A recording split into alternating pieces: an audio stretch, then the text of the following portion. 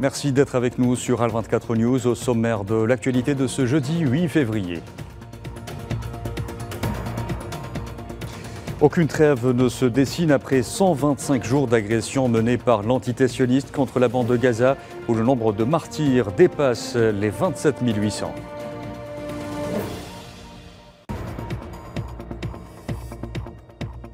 Le mouvement Hamas, toujours favorable à une trêve, envoie une délégation au Caire pour de nouvelles négociations en vue d'un cessez-le-feu chapeauté par l'Égypte et le Qatar.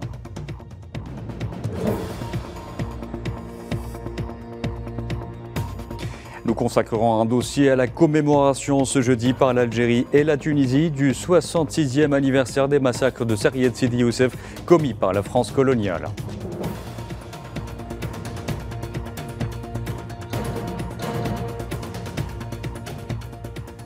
Et puis un hélicoptère relevant du commandement des forces aériennes algériennes s'écrase près de l'aéroport d'Amnia. Les 3 membres de l'équipage sont décédés. Une enquête est ouverte.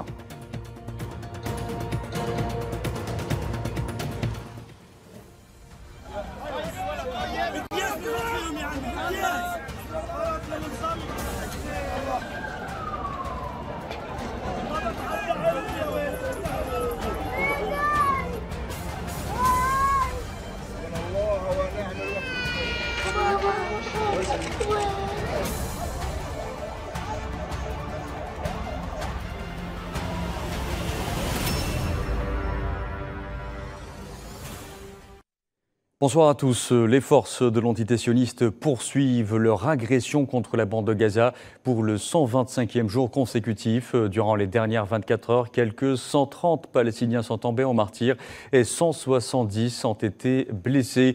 Et depuis le début de cette agression, plus de 27 800 Palestiniens sont tombés en martyrs et plus de 67 300 ont été blessés.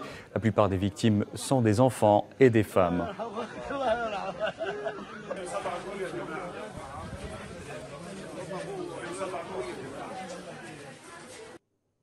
Est sommé par l'armée de l'occupation de se rendre vers la ville de Rafah, à l'extrême sud de la bande de Gaza. Les Palestiniens n'en demeurent pas moins ciblés dans cette ville qui accueille des centaines de milliers de déplacés et où les forces sionistes intensifient leurs bombardements. Ce jeudi, à l'ouest de Rafah, les corps de 14 Palestiniens, dont 5 enfants, ont été retrouvés après d'intenses raids de l'aviation sioniste.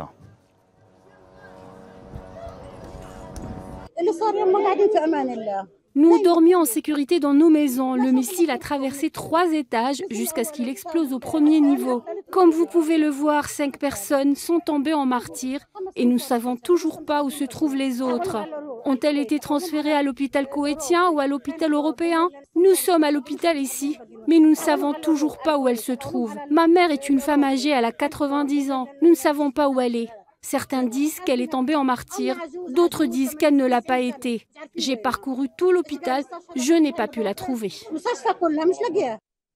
Les avions de combat israéliens ont bombardé également des maisons dans divers quartiers de la ville de Gaza, en particulier ceux de Rimel, Sabra et Zeytoun, faisant des dizaines de martyrs et de blessés, des quartiers également ciblés par l'artillerie de l'occupation.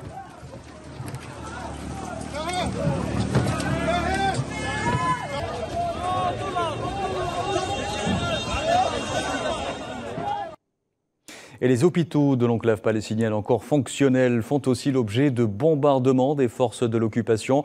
À Khan Younes au sud, 2 Palestiniens sont tombés en martyrs près de l'hôpital Nasser, confrontés à une grave et dangereuse pénurie de sang, tandis que de nombreux médicaments d'anesthésie ont été épuisés.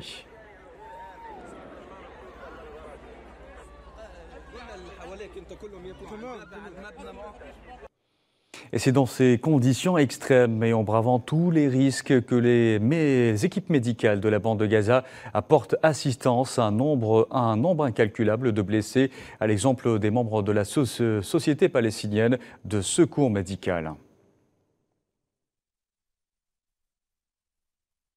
La situation est critique. Certains d'entre eux ont été brutalement détenus et torturés, notamment des chauffeurs d'ambulance et des ambulanciers.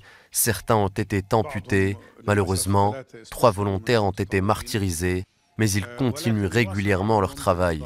La situation est très difficile dans le nord de Gaza et la ville de Gaza, où aucune aide n'arrive. Nous avons déployé des efforts considérables pour leur livrer des fournitures médicales.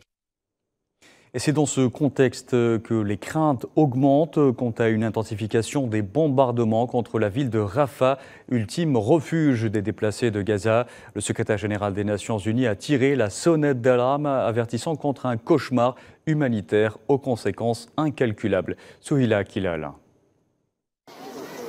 La période à venir risque d'être cauchemardesque pour les Gazaouis cantonnés à Rafah.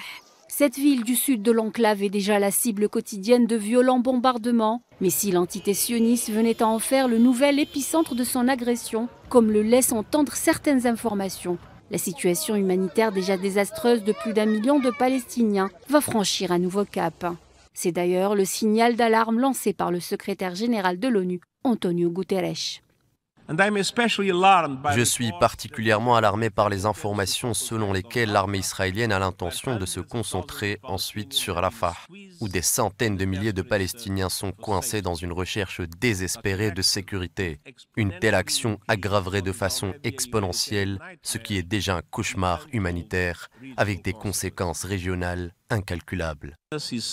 Comme un mea culpa qui ne dit pas son nom, le chef de l'ONU fait un constat accablant. Jamais un tel niveau de violence n'avait été atteint auparavant. Serait-ce là un aveu de l'échec de la politique des Nations Unies à faire respecter le droit international de la part de son patron?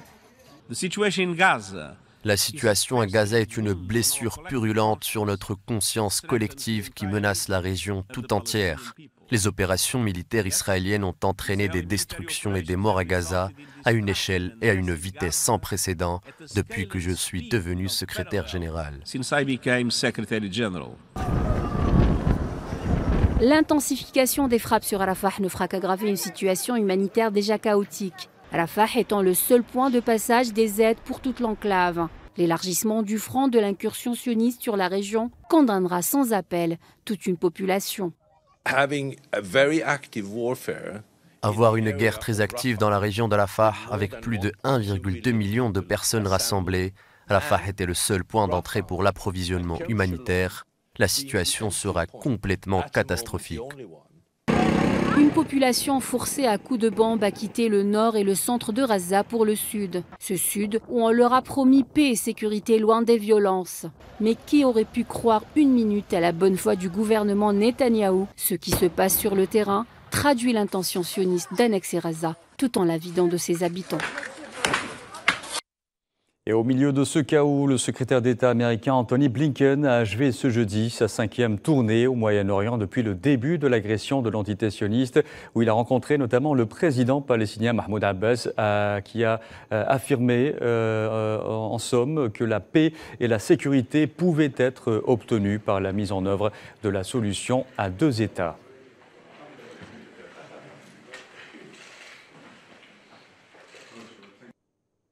Dans ce contexte également, une délégation du mouvement palestinien Hamas dirigée par le haut responsable Khalil al-Hayya est arrivée ce jeudi au Caire pour des négociations de cessez-le-feu chapeautées par l'Égypte et le Qatar.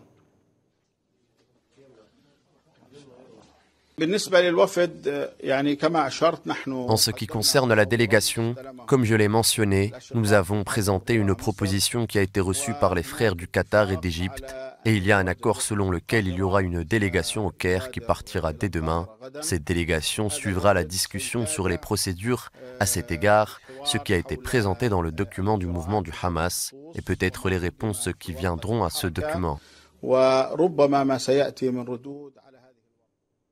Et toujours selon le dirigeant du mouvement Hamas, Oussama Hamdan, la poursuite de l'agression à Gaza par Benyamin Netanyahou traduit son véritable objectif, qui n'est autre que le génocide du peuple palestinien.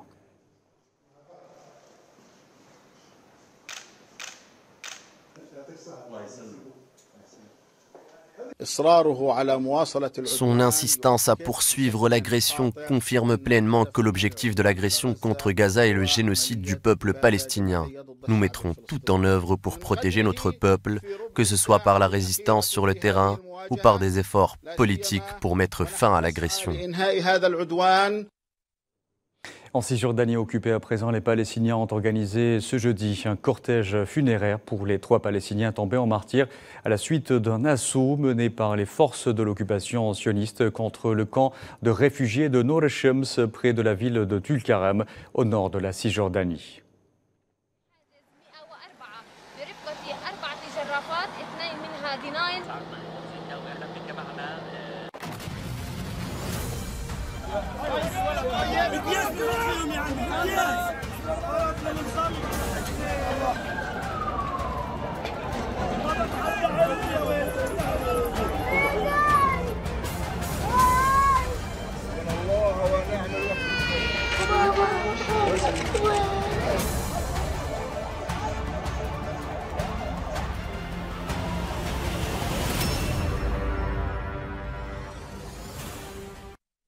Voilà, restez avec nous pour la deuxième partie de ce journal. Nous vous proposons un dossier consacré à la commémoration des massacres de Sariyed Sidi Youssef.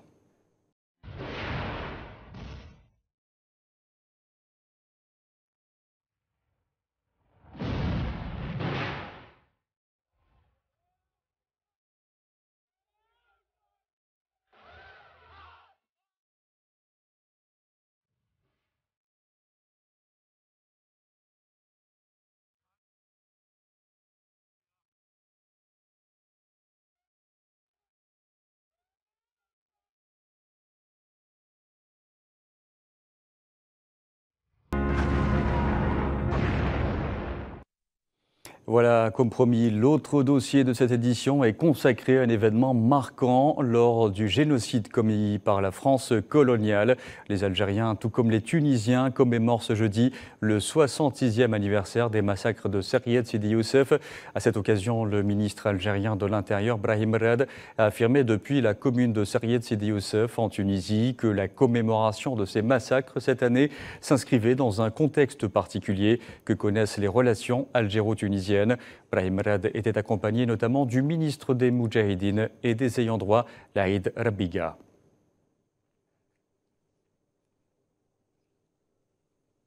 Et le 8 février 1958 restera gravé à jamais dans les mémoires, un jour tragique où près de 80 civils furent assassinés par l'armée coloniale française qui a réduit en cendres le village de Sariyed Sidi Youssef.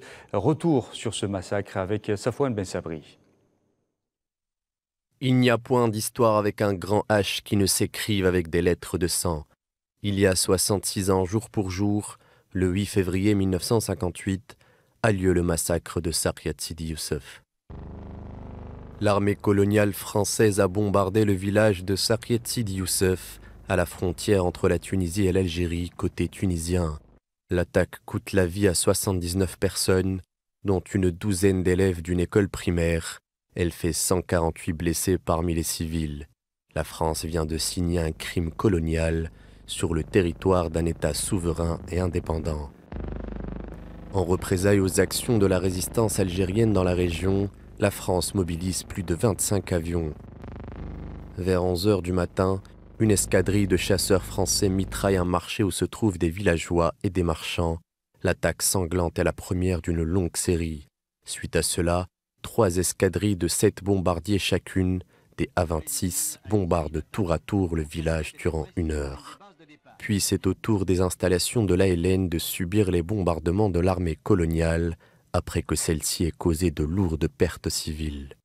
L'événement prendra une dimension internationale lorsque la Tunisie rompt ses relations diplomatiques avec la France et dépose plainte auprès des Nations Unies. L'événement tragique renforcera la fraternité entre les peuples algériens et tunisiens et tissera à jamais un lien de sang entre les deux peuples. L'événement tragique renforcera la fraternité entre Algériens et Tunisiens et tissera à jamais un lien de sang entre les deux peuples.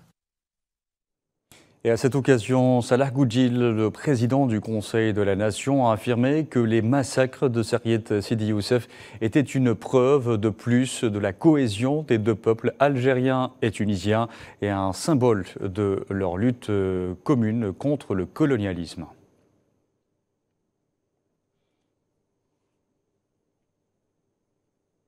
Et cette symbolique a également été soulignée par les participants à une conférence historique organisée à cette occasion à Alger lors du Forum d'El Moudjahid. Les intervenants ont affirmé que ces massacres, considérés comme un crime de génocide odieux commis par la colonisation française contre l'humanité, illustraient la profondeur des relations de fraternité et de solidarité entre les peuples algériens et tunisiens.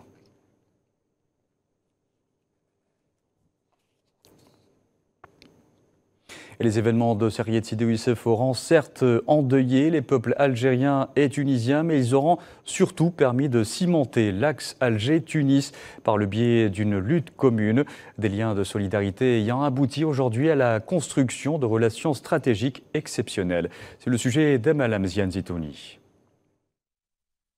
Crime de génocide odieux commis par la colonisation française contre l'humanité, les massacres de Sarriette Sidi Youssef illustrent après 66 ans la profondeur des relations de fraternité et de solidarité entre les peuples algériens et tunisiens, ou quand le destin commun dans la lutte contre l'oppression enfante l'avenir. La commémoration officielle commune de ces événements tragiques est le symbole même de l'unité qui lie les deux nations via la passerelle de Sarriette Sidi Youssef, l'un des pans érigés par l'histoire entre la ville tunisienne d'El Kef et l'algérienne Soukharas. Ces deux peuples qui ont lutté pour leur indépendance ont aujourd'hui le même regard envers les causes nobles et les dossiers de décolonisation, à commencer par la Palestine. Mais au-delà de l'histoire, les relations historiques entre les deux peuples frères ont franchi de grands pas au cours des 4 dernières années, notamment. Alger et Tunis s'accordent leur violence sans aucune fausse note dans leur partition. Ils se concertent sur une vision commune lorsqu'il s'agit de leurs intérêts communs. La promotion de la coopération et de la coordination bilatérale s'est concrétisée grâce à la forte dynamique insufflée par les dirigeants des deux pays à travers l'intensification des visites officielles et la diversification des mécanismes de concertation politique. Cette concertation politique se traduit notamment par la visite du ministre des Affaires étrangères et de la communauté nationale à l'étranger, Ahmed Attaf, en Tunisie vendredi dernier, en tant qu'envoyé spécial du président de la République. Ahmed Attaf qui a été reçu par le président Kais Saïed, à qui il a remis un message écrit de son frère, le président de la République, Abdelmajid Tebboune, qui veille à maintenir un contact permanent et une coordination continue avec son frère, le président Kais Saïed. Dans le contexte de la dynamique très positive des relations algéro-tunisiennes, la première session de la Commission bilatérale pour le développement et la promotion des régions frontalières algéro-tunisiennes s'est tenue la semaine dernière à Alger.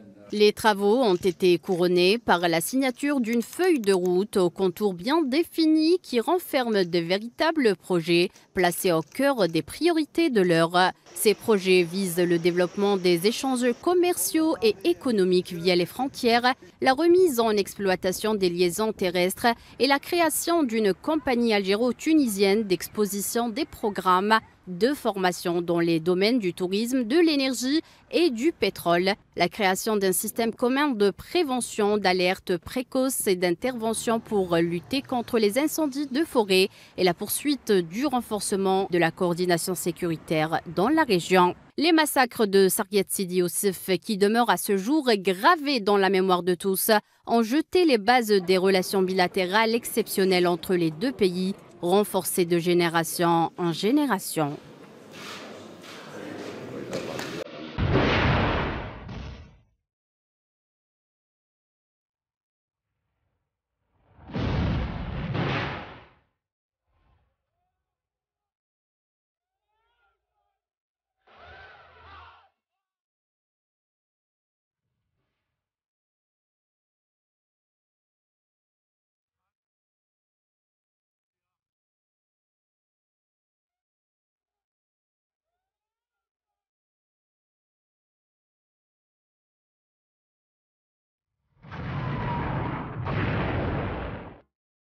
Et dans l'actualité également, je vous le disais en titre, un hélicoptère militaire relevant du commandement des forces aériennes algériennes s'est écrasé lors d'un vol d'instruction nocturne planifié hier soir près de l'aéroport d'El Mnia, où les 3 membres de l'équipage sont décédés.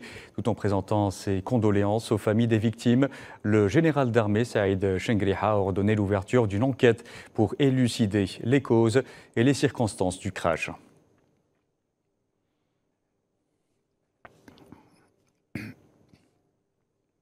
Et suite à ce crash, le président algérien, chef suprême des forces armées, ministre de la Défense nationale, Abdelmadjid Tebboune, a présenté ses condoléances aux familles des martyrs et à l'ensemble des membres de l'armée nationale populaire.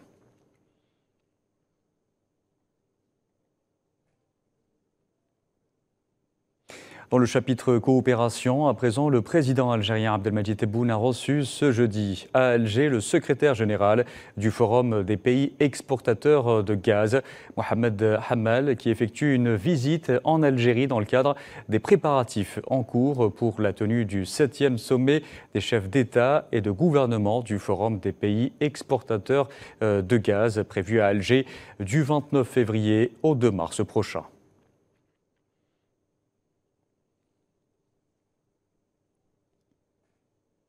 Le président algérien Abdelmadjid Tebboune a reçu également ce jeudi le vice-chancelier d'Allemagne et ministre fédéral de l'économie et du climat, Robert Habeck. Le responsable allemand avait entamé hier une visite officielle en Algérie, accompagnée d'une importante délégation composée de cadres du ministère allemand de l'économie et du climat, ainsi que des responsables du secteur économique et des dirigeants des groupes énergétiques allemands.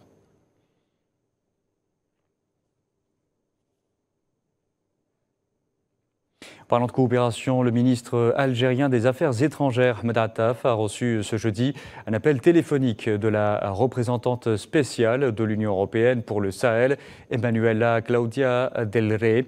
Les 2 parties ont échangé les vues sur les derniers développements dans la région du Sahel et les efforts de l'Algérie visant à promouvoir les solutions pacifiques pour le règlement des conflits et crises, dans l'objectif de consolider la paix et la stabilité dans l'espace sahélo-saharien.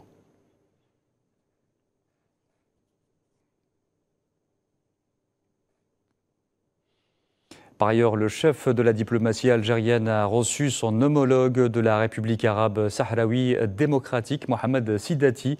Les 2 parties en passé ont revu les derniers développements de la question du Sahara occidental sur le plan diplomatique, réitérant leur soutien au secrétaire général des Nations Unies, Antonio Guterres, et à son envoyé personnel, Staffan de Mistura, dans leurs efforts visant à relancer le processus politique pour le règlement du conflit du Sahara occidental sur la base de l'exercice par le peuple sahraoui de son droit inaliénable et imprescriptible à l'autodétermination. Les 2 ministres ont par ailleurs saisi cette occasion pour se concerter sur les principales questions inscrites à l'ordre du jour du prochain sommet de l'Union africaine et de la réunion ministérielle préparatoire à cette échéance.